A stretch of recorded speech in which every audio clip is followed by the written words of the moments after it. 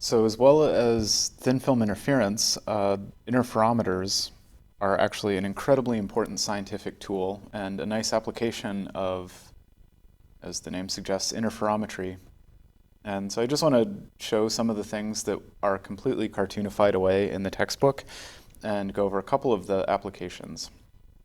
So much as thin film interference, there's no single equation for, we'll talk about the Michelson interferometer, but all interferometers. What you have to do, like you did with thin film interference, is tell the story of the light. So in this case, coherent light made by a laser comes in and is split in half with a so-called beam splitter. You can envision this to be a mirror, a half-silvered mirror, so 50% of the light makes it through and 50% of the light bounces off. And at this point, you're good to go because what you have is coherent light that's made two different path lengths before it recombines, just like the trip from the upper and the lower slit of a double slit experiment. So in this case, instead of cutting two slits, what we're doing is we're basically splitting the beam in half with a half-silvered mirror. So to get to mirror 1 and back, it travels twice this path length. To get to mirror 2 and back, the light that made it through the half-silvered mirror traveled this length, twice that length. And now they reconverge at the half-silvered mirror. And yeah, some will bounce again, but you don't care about that. What you care about in this case for the upper arm is the 50% of the 50% of the light that passes through and makes it onto the screen.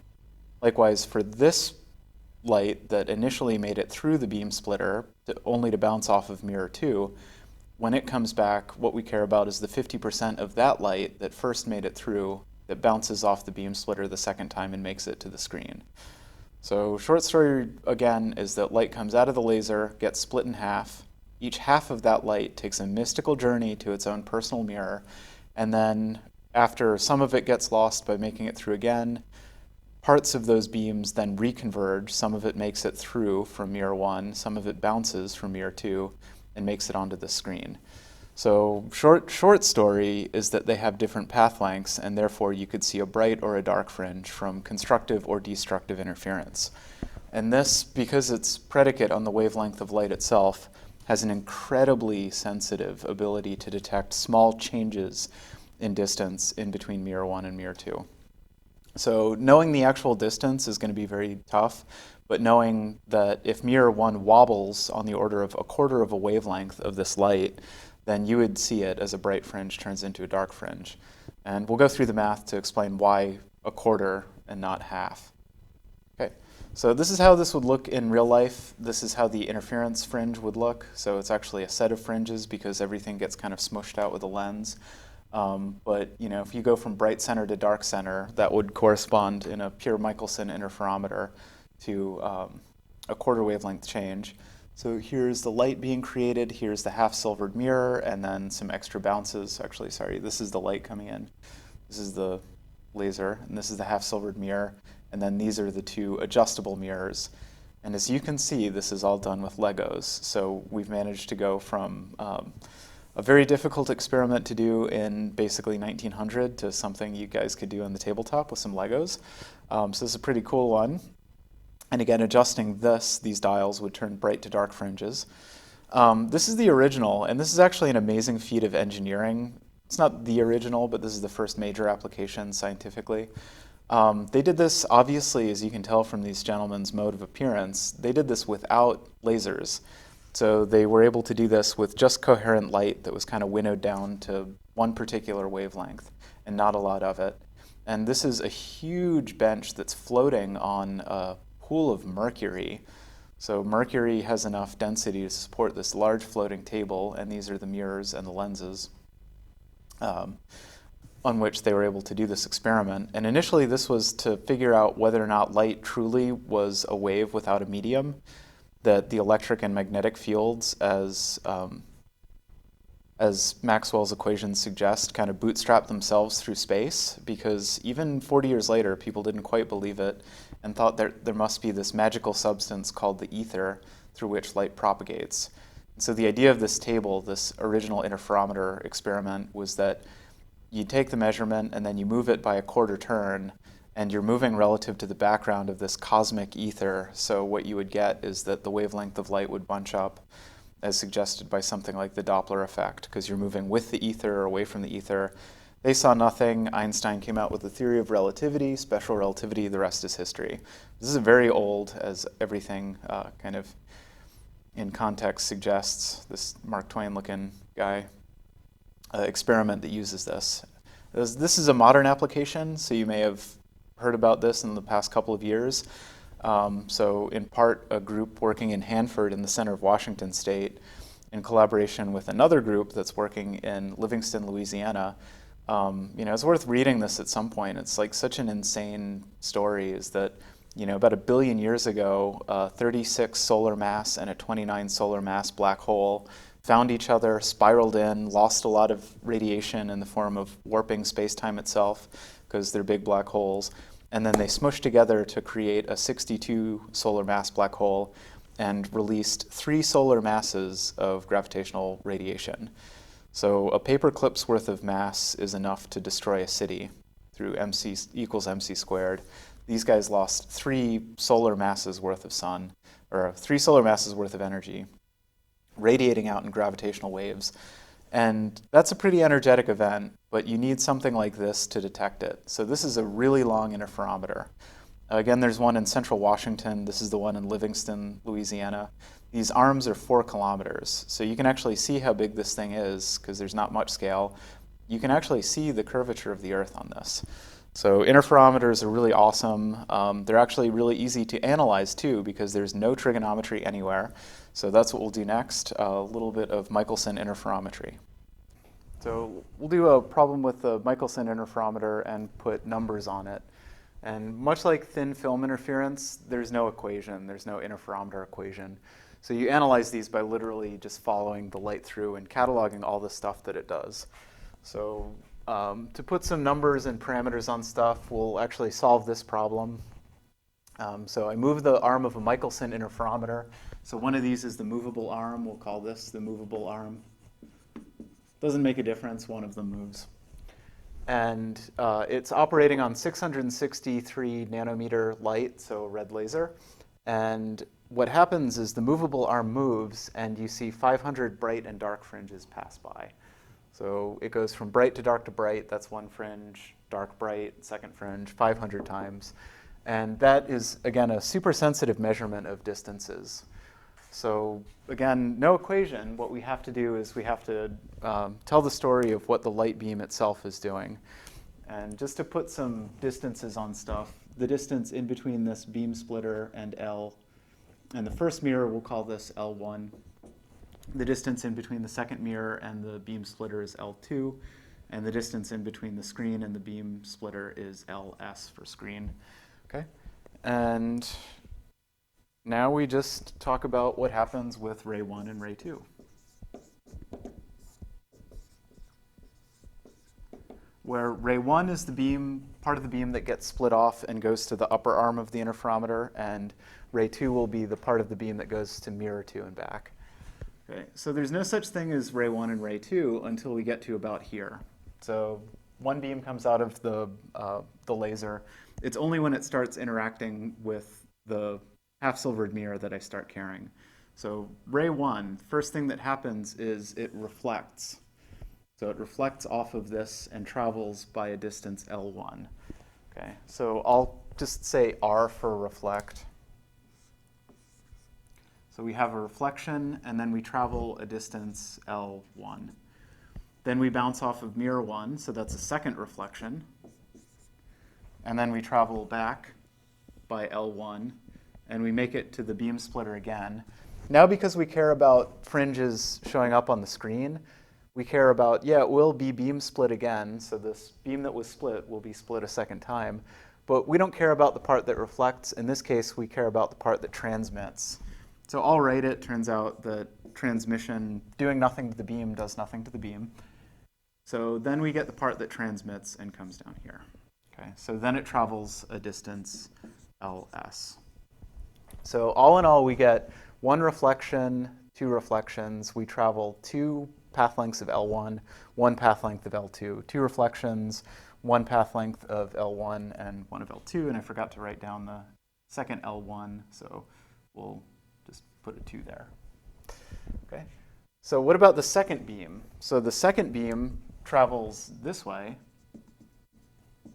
So in this case, it doesn't reflect and go up. It transmits and goes straight through. So whereas beam 1 reflected, this one transmits. So now it goes L2 and back L2 with a reflection in the middle, so going a little bit faster. So it travels twice the arm length, all the way down, all the way back. It stopped in the middle to reflect, so we get a reflection. And then it makes it back to the beam splitter. So down, back, beam splitter. So now in order to recombine on the screen, what we have here is a reflection. So in this case, this one reflects, and now they can recombine. And finally, it also travels a distance ls. Okay, so this is the total story of what happens to each one of these light rays. And as you can see, there's a lot in common. So they both have 1, 2 reflections, and they both have 1 transmission, which doesn't do anything anyway. And they both travel the same distance, ls. So if I'm going to look at the difference in between these, what really the whole thing boils down to is this one travels twice L1, and this one travels twice L2. So while we're here, and this is just a reminder, even though all the reflections cancel, in order to understand what the role of a reflection is in terms of length, remember that when we reflect on something, we flip the wave upside down, and if you flip a sine wave upside down, what you're essentially doing is turning a peak into a trough, and a reflection is the same thing as adding half a wavelength. So let's say somebody gives you a goofy Michelson interferometer or some weird interferometer where there is an asymmetric number of reflections. What I would put there if they didn't cancel is that each reflection adds half a wavelength to the path, right? But we don't care because when we subtract these, we get 2 reflections, 1 transmission, 1 ls, and 2 L1s. Likewise here, we get 2 reflections, 1 transmission, 1 ls, and 2 L2s. So all of this stuff, when we look at the path length difference, all of this goes away. And the path length difference is delta L total in between 1 and 2 is 2L2 minus L1. Okay? Path length difference. So now I've generated this equation, and what am I going to set it equal to? So this is the thing that, if anything gets people doing interferometer problems, this is what gets them, is that at this point you've seen enough of these problems to be kind of like maybe trained to think like, aha, this is what I do. If this path length difference, so basically if I move this out by a wavelength, I move L2, increase it by 1 wavelength of light, it corresponds to 2 wavelengths path length difference, right? Because it goes down and it goes back. So my thought is that I'm going to do this. But that's not true. So L1 and L2, in some sense, you'll like never know them, right? Because there are any number of different L1s and L2s that could correspond to a dark fringe, right? This could be 10 wavelengths, and this could be 11. This could be 10 wavelengths. This could be 42. As long as it's a whole number of wavelengths off, I'll always get a dark fringe on the screen. So this isn't really what I'm actually determining. What I'm determining in this particular problem is this thing has changed its length, so changed the distance L2 by some integer number of wavelengths. So in fact, what I care about is the fact that I was a bright fringe. I don't necessarily know what that M is, but I'm turning L2 into L2 plus some change in L, right? I'm increasing it. And this is the thing that's 500 wavelengths difference. So one way of thinking about it is this, is you guys have, this is the whole path length difference, whoops, L2 minus L1. This is M lambda. I don't know what that M is, right? I don't know what the actual difference is. What I do know is that when I increase this by delta L, just called it delta L, then I get a delta M of 500. Right, so 500 extra fringes. I don't know the actual number of fringes, but what I do know is that I've increased that by 500.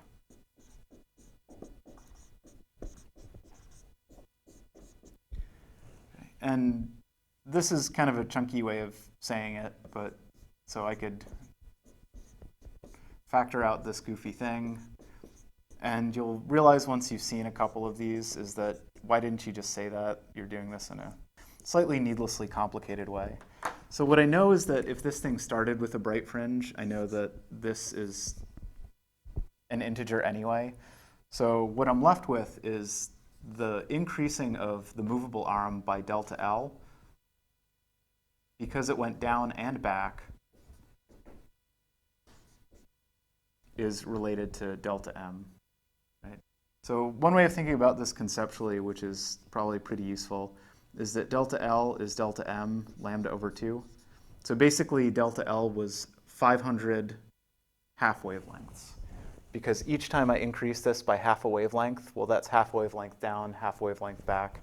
That would correspond to a full wavelength and bright fringe to bright fringe. So I like that way of describing it. So delta L, the increased path length, is, because it's down and back, 500 additional path length differences. So that's 663 times 10 to the minus 9 meters over 2 half lengths. That's minus 9. And then delta L itself is 0.166 millimeters.